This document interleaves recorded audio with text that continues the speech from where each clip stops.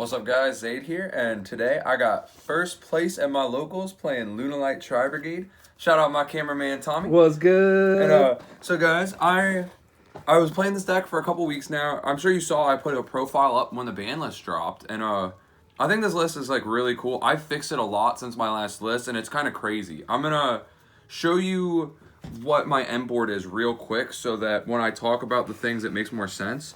The objective of the deck, you want to end on a Tornado Dragon, a Phoenix Enforcer with a Scythe and a Revolt set, so that and you use Tornado Dragon to pop your Scythe.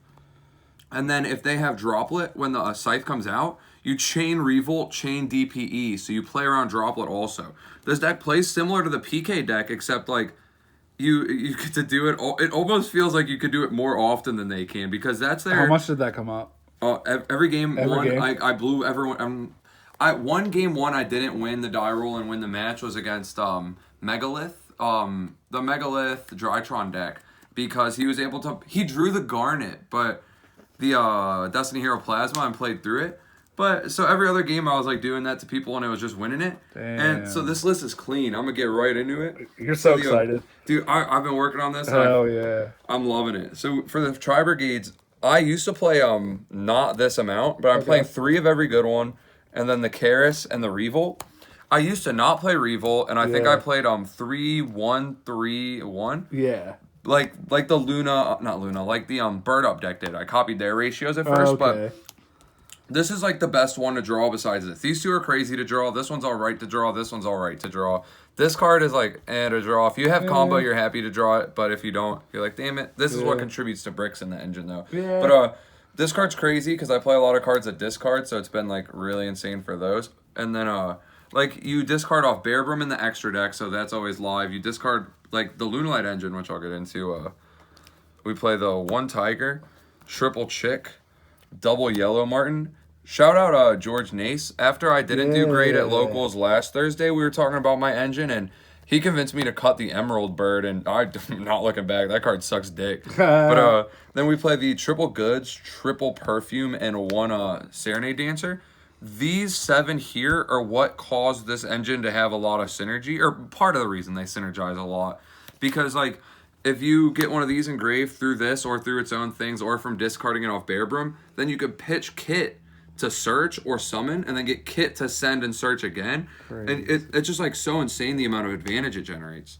And then cards that overlap with the engines, I have a Foolish Burial and a Tanky. Okay. Typically, you're gonna like Foolish for Kit for Nerval to search. We got the Japanese. Oh yeah, I couldn't find my commons, so I put a Lard in. But one time I used it to send Chick. You can also send Yellow Martin and get its effect to search the Serenade Dance, but that comes up sometimes. It didn't come up today. But these are just really good. And you also can set this off of the Tiger King. Dumb. This card's insane. If you only open Tri-Brigades, this gets you to Luna, and if you only open Luna, this gets you to Tri-Brigade. It like fills the gaps. And so this is like all my real like gas engine cards. Like drawing any combination of these cards, you're winning the duel. Oh yeah. And sometimes like even drawing just Fractal gets you there sometimes. Like the cards are all so strong. And then these are like engine requirement brick cards, but they're also extenders with Bearbrum pitching them.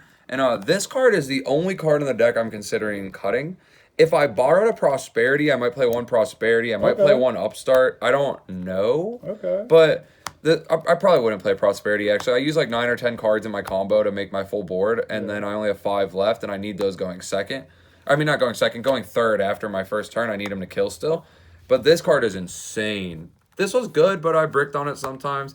Zephyros, you guys know what that card does. It bounces Tiger, and so you get an additional Tiger too. This usually what lets you put up the Tornado Dragon also. Oh, yeah. Then the Fusion Destiny cards, double Destiny, double this, and then the Scythe. This, like, I feel like, unless you're playing the Invoke deck specifically, it's actually this. There's 3 Garnets that go with the Fusion Destiny, because you're playing this to pop off DPE. For sure. And these cards are crazy, mainly because like I had it come up today where my DPE got it went to grave. I activated its effect, and then it was against Striker, and it got the card that banishes. And so I had still already activated those. So on my next standby, I summon out the Celestial and I make a rank 4 with it. Like this card's level 4 and that shit. matters. That's what's up. And then like this also, the DPE gives you follow up. You're ending on the Revolt also, which is sending a Nerval. So you're like, on your next turn, after you scythe them, you're going to have a draw 2, a possible extender if you draw a monster off Dasher. You're going to have searched off Nerval, probably a Fractal or a Carius. Like, the follow-up is insane in this deck. Word. And then that's like the rest of my engine cards. I played one Called by the Grave, and then 3 more Called by the Grave going first. So but good. Also a Board Breaker going second. These cards, You kill me with that card. this card has been so strong in So this list strong. particularly. I sometimes am siding it out going first or Okay, second, yeah, games yeah, 2 and yeah. 3. But I really, really enjoy this card, game 1 in particular, because it's very good going first and going second in the game 1.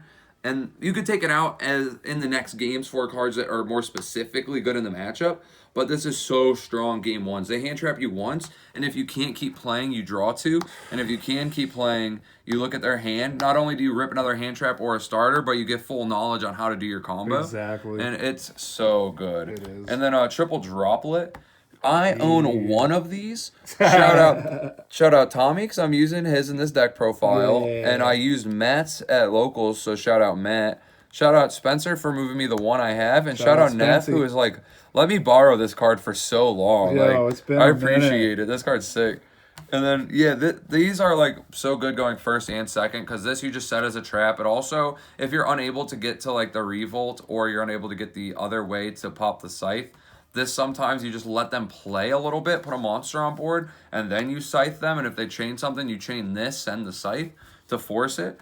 But then going second, you also crack boards, and it's nice.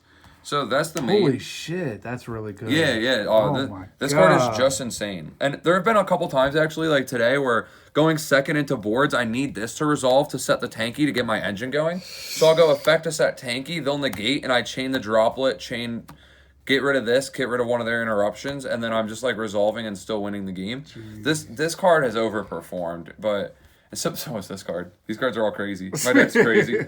This I'll go into the extra deck now. The extra deck's like really important.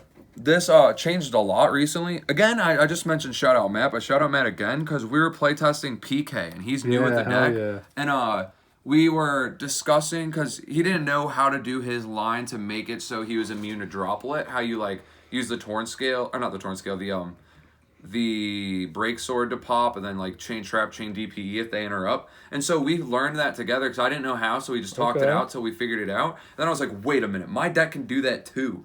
And so I built this deck to do that, because I have a searchable trap. man. I could put up Tornado Dragon DPE, and it's kind of crazy. So for the Tri-Brigade cards, I played double Baron Blossom, one Rampant Rampart, the Bear Brum, one Silver Sheller, and then one Desperate Doom Eagle, not technically a Tri-Brigade card, but you can only summon him through their effects, so I count him as one. And then the one Omen. If I could play 16 cards, the 16th would be a second Omen, because occasionally, if you get hand trapped or if you open awkward, you have to hard make Omen in order to link it away.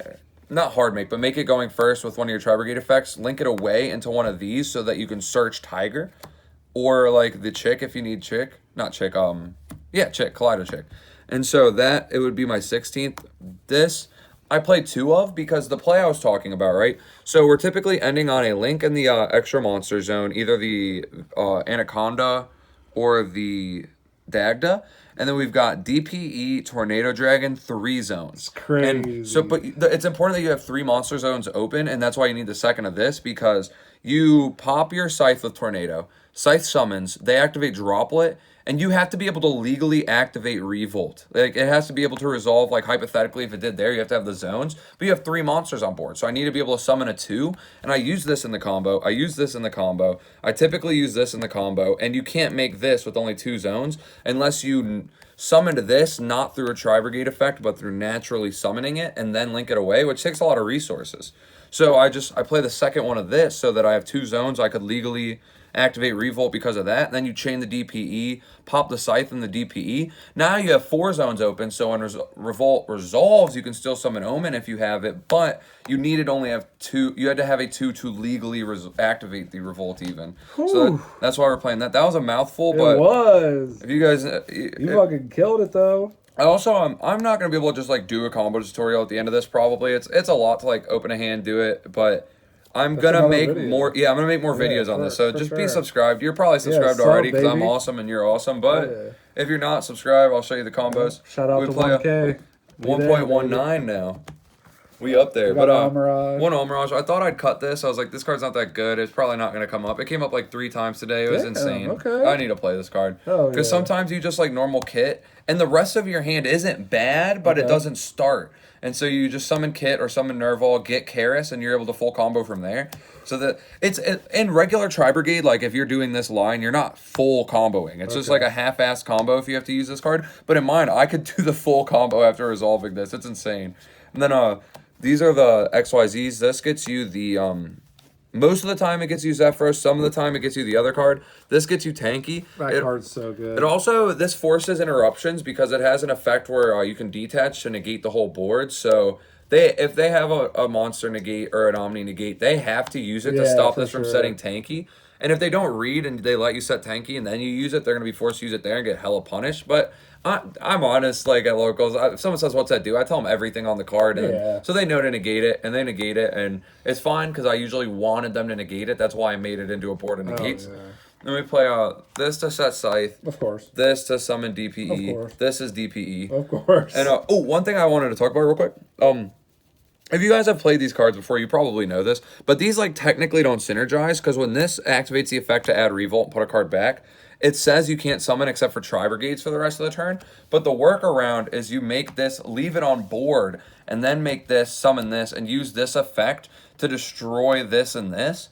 And then you get this effect still, and then you're locked to Tri-Brigades. But you're already locked to no more special summons and to only heroes. So like it doesn't matter anymore. Yeah, at that point. And so that's how you get the Revolt still, even though you like can't, quote unquote. And then the Tornado Dragon for the additional pop. This is what lets us play around the Droplet, right? Yeah, play around the droplet, but also through interruptions, if you can only put this up, like if you're unable to get to the DPE for some reason, you could just like make this and pop. But anytime you can make this, you're technically making DP anyways. There's also an extender sometimes because you'll use it to pop your Tiger for an additional link material to let you get into the finished combo of also having the DPE Anaconda. And then the last one's Appaloosa. Sometimes your game plan changes based on the hand and knowing what you're against, and you want to end on like this instead.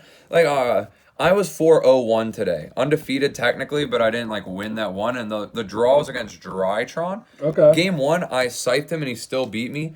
Game 2, I made Appaloosa for 4 with an Almirage to protect it from card effects and a Revolt set, and I beat him that game.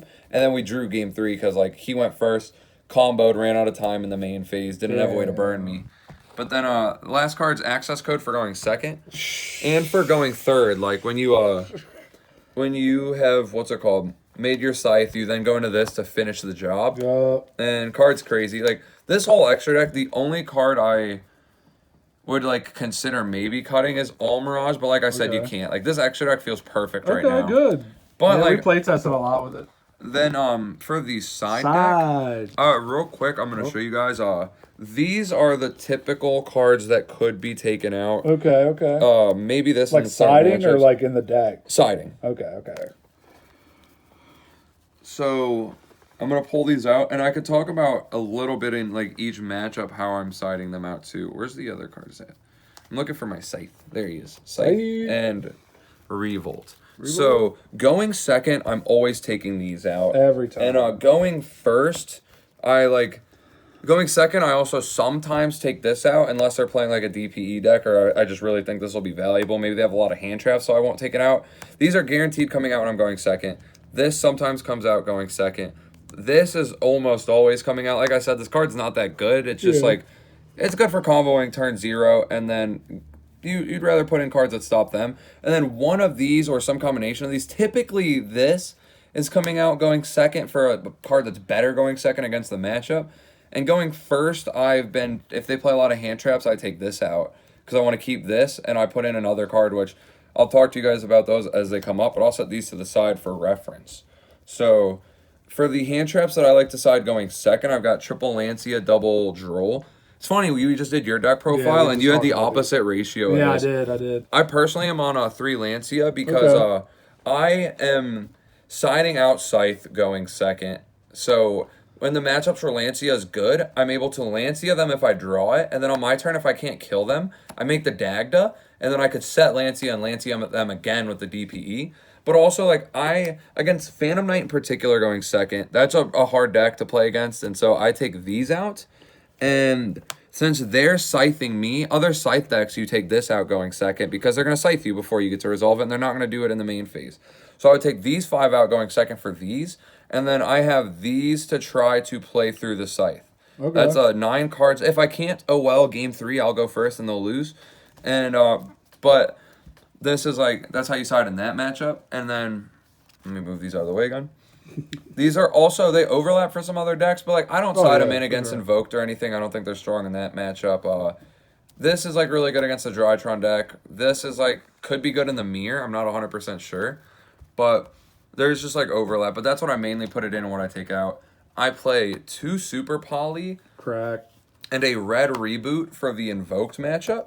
And I'm also siding this. Crack. The reasoning on this is they can't Macabre negate this, and it stops Schism, and I don't want to get hit by Winda. Oh, and then this also hits Winda and another fusion because I'm playing this Predaplant guy. Yeah, so good. And another thing, you did that to me one time. I'm only putting this in going second. Going first, like, I'm just going to scythe them. I don't really care. Sure. They're not going to stop my scythe. And if I brick, this wasn't going to save me. So going first, I basically keep my deck the same except for a card I'll show you. And then going second, I put these in.